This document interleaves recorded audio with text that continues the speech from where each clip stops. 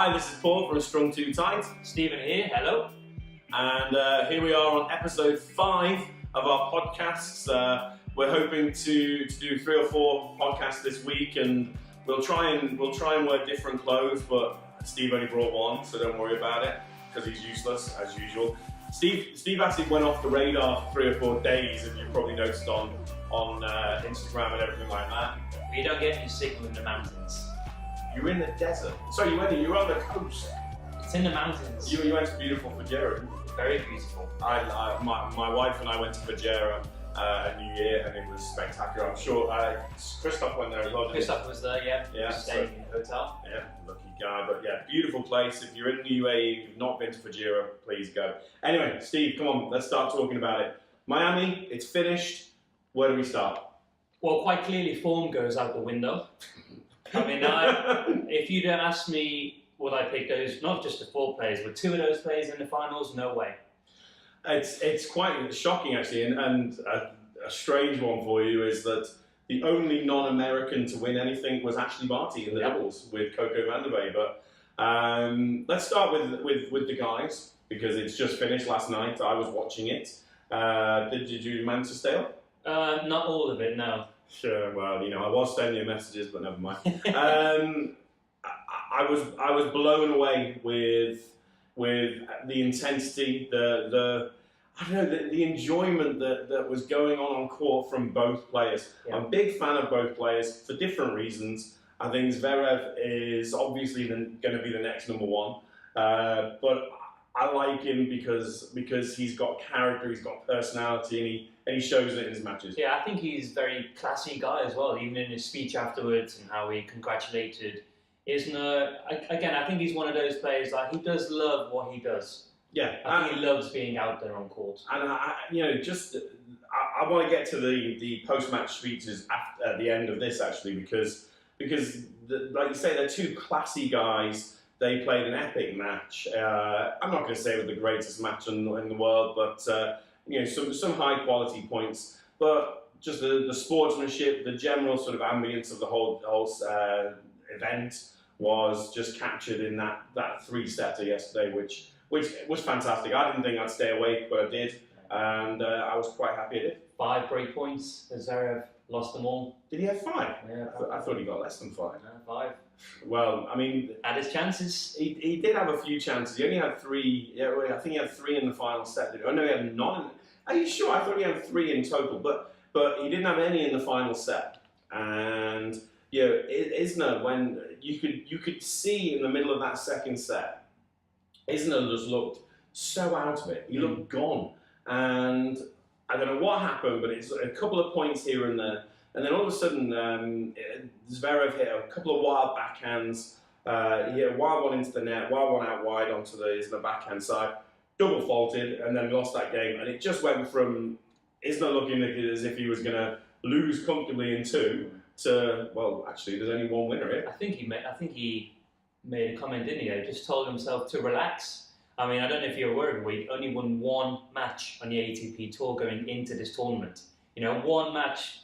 Could not be in worse form, low on confidence. He had a 3-set victory in his first match, which was not great, but I mean, it's amazing what confidence does. Home crowd. I mean, well done to the Americans. Pretty much a clean sweep. I think that's congratulations. It's so good, and again, it kind of makes our job hard, because here we are trying to predict each week who we think is going to win, etc., etc. I'd never in a million years have picked Isner. Sloane Stephens didn't have any form. I wouldn't really have picked her. I mean, she would have been probably 30 or 40 on my list of predictions. So, yeah, I mean, it's great. And we'll talk about doubles in a different podcast, but I'm so happy for the Bryan brothers. So happy. Why? Because I like what they bring to the court. I like the energy they provide, and I just think that it harps back to my comments about you represent your country. If you represent your country like they do, it's a great spectacle. So, but look, let's talk about the match. Go on. The men's or the women's? I think we're going to have to get to the women's quite quickly. So I'm just going to do a brief overview of the men's match. Okay. So incredible stats. You know, it's straight away it's bringing me to the ladies' match, isn't it? Okay, come on, forget it. Let's go straight to the ladies then, and we'll sort of mix and match the stats. Well, I was going to say, should we just bring up how many errors Ostapenko made in the final? It was such a horrible match. It was just a horrible match. Did you watch it? I saw it, yeah. Well, it wasn't on for very long, so. Do you know what? It epitomised why I get slated for being quite sort of controversial, should we say, about the women's game. 48 unforced errors in a match where she only lost 73 points, right? 48 unforced errors, 6 winners from Stevens, so that's 54. 54 points now, just gone. That's not even including double faults, which was 5 points. So actually it's 59 points. She lost the whole match on errors. Yeah. And 15 games. It was just an ugly performance from Ostapenko. I mean, I know that she's high risk the way she plays, and and I know that Sloane Stephens is the exact opposite. She's an unbelievable athlete. She reaches balls she shouldn't reach, but I mean, just the match point. The match point itself, it was a simple put away, and Ostapenko went for this monstrous forehand, went out wide. It was a terrible, terrible match. My question for you is, as you're looking at the last few weeks, Dubai, Indian Wells, Miami, the ladies' tennis has been such a high level throughout the whole tournament. So when they get to the final on the biggest stage, again, it sounds terrible, but the quality is severely depleted. You can sort of hold an olive branch up and say, well, they are the young guns, so they hopefully will start coming into finals in the future and being able to save their best till last. But I mean, it was just in the Isner and Zverev match, there were less unforced. Well, sorry, it was almost the same amount of unforced errors from both men that Ostapenko hit, and they played for 3 sets. And they had 200, where is it down here? 220 points, whereas the other match was 120. The Stevens match was 128 points. So people question me when I say about the women's game. I don't like watching women's tennis. We defend it as well. Yeah, I mean, certainly if you watch any of our podcasts, you can see that I clearly do enjoy the game. It's just that there's no questioning the fact that ladies' tennis is littered with errors, sadly. And until that changes, and until it gets a little less predictable, a little less one-dimensional, it's not going to have the viewing interest from the world. And I'm sorry, but it's got nothing to do with it. The ladies don't play as well as the men, etc., etc. It's not because of the weaker thing, and would Serena beat somebody who's top 1,000 in the world? No, she wouldn't. Serena Williams wouldn't beat the guy who's ranked 10,000 in the world. End of story.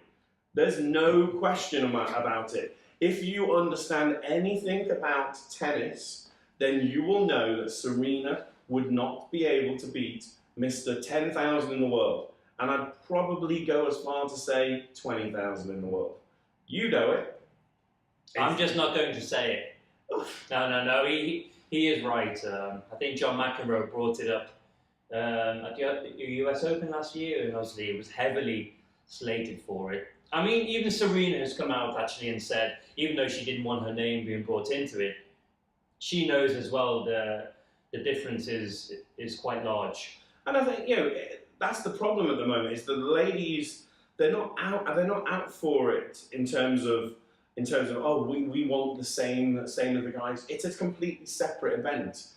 It's other people. It's kind of, dare I say it, the feminists out there that are kind of sort of implying that there's sexual inequality. Yeah. It's not because of that. The ladies' game is less interesting right now, purely based on the fact that A, the ladies are pretty much charismaless. There's no real sort of fight. there's what I mean by fight. There's no spiciness in the matches. I put a comment here about the Ostapenko speech. Her first words, I literally could have said them myself asleep, which were, "Oh yeah, we played a great match." No, you didn't, love. You played a match with it which involved 48 unforced errors from you. You did not play a great match. It was not a great match. So again, it was totally, robotic. Yeah, we played a great match. Thanks to my team. Thanks to Sloane. She played so well. No, she didn't. She played okay. She didn't have to play very well. And Sloane had a fantastic tournament. Sloane Stephens had beaten Muguruza, Kerber, Azarenka, and Ostapenko to take that title. So she deserves to win. 4 Grand Slam champions that she beat to get to win that one, and she was obviously the Grand Slam champion. So she deserved it. She did great. But come on, let's have a speech where she turns around and she says, "God, guys, I'm so sorry. I played so badly," and blah blah blah. People would like her more and would relate to it and understand it more. They would turn around and they'd just be like, "Well, at least she was honest," which is exactly what happened in the men's speeches.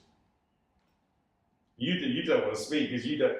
Yeah, for somebody who claims that he's like outspoken and stuff, he is such a wuss when it gets to these kind of controversies. I don't need to do the talking, you do it for me.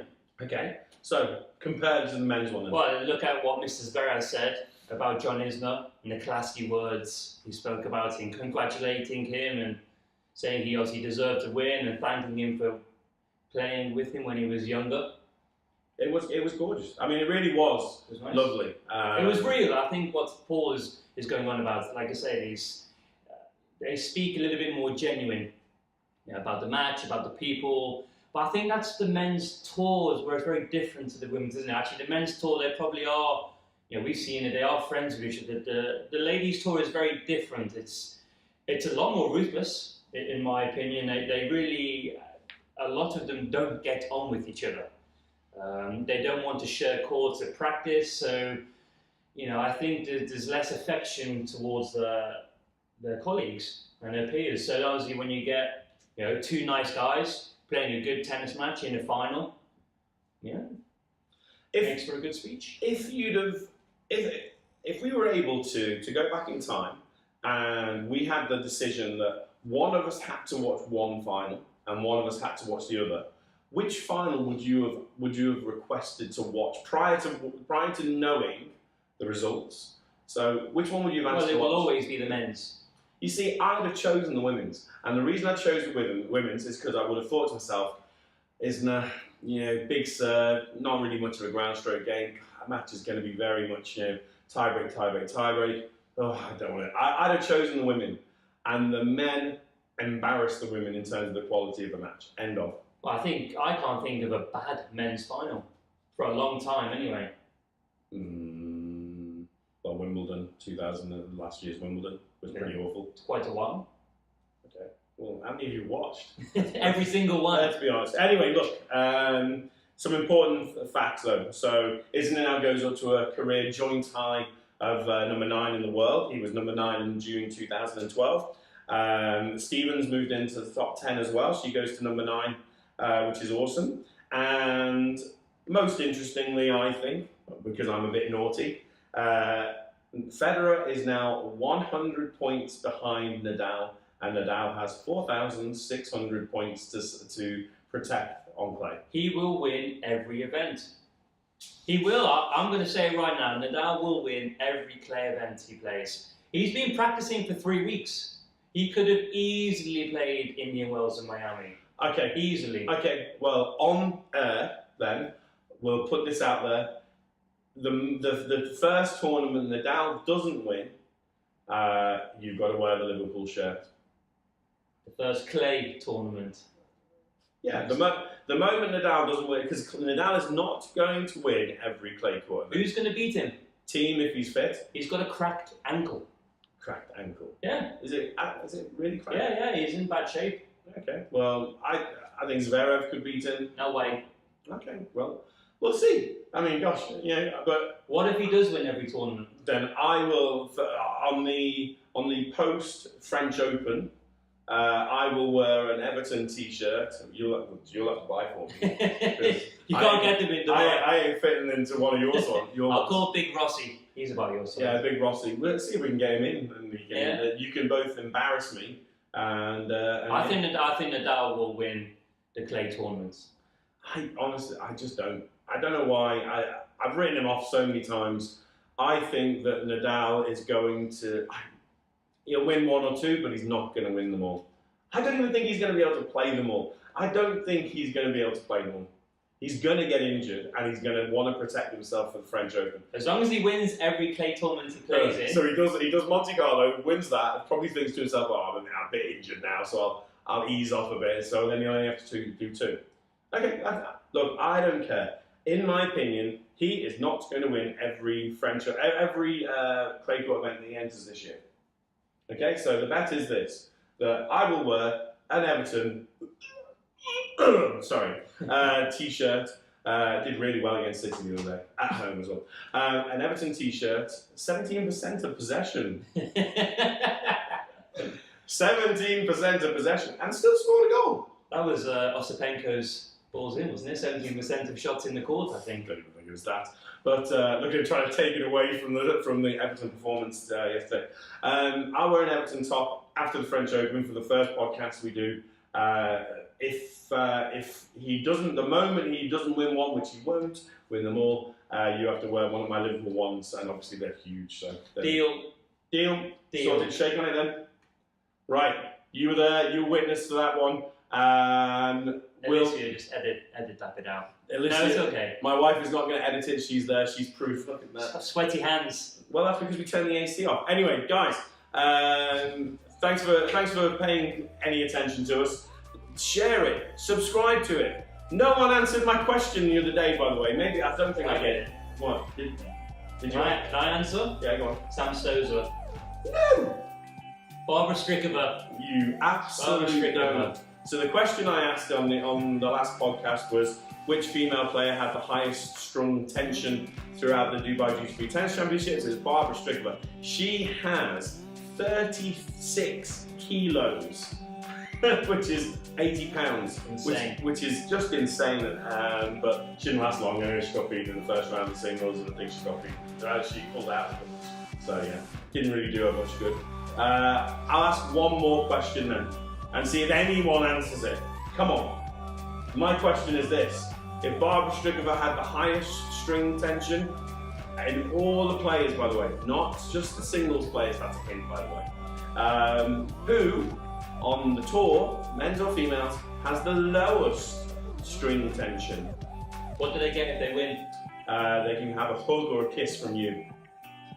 No, they are not They're not having my limited edition Radical. It is beautiful, isn't it? It is beautiful. Although Bernard Thomas uses it. Whoa. Take care, everybody. Bye, guys. Enjoy.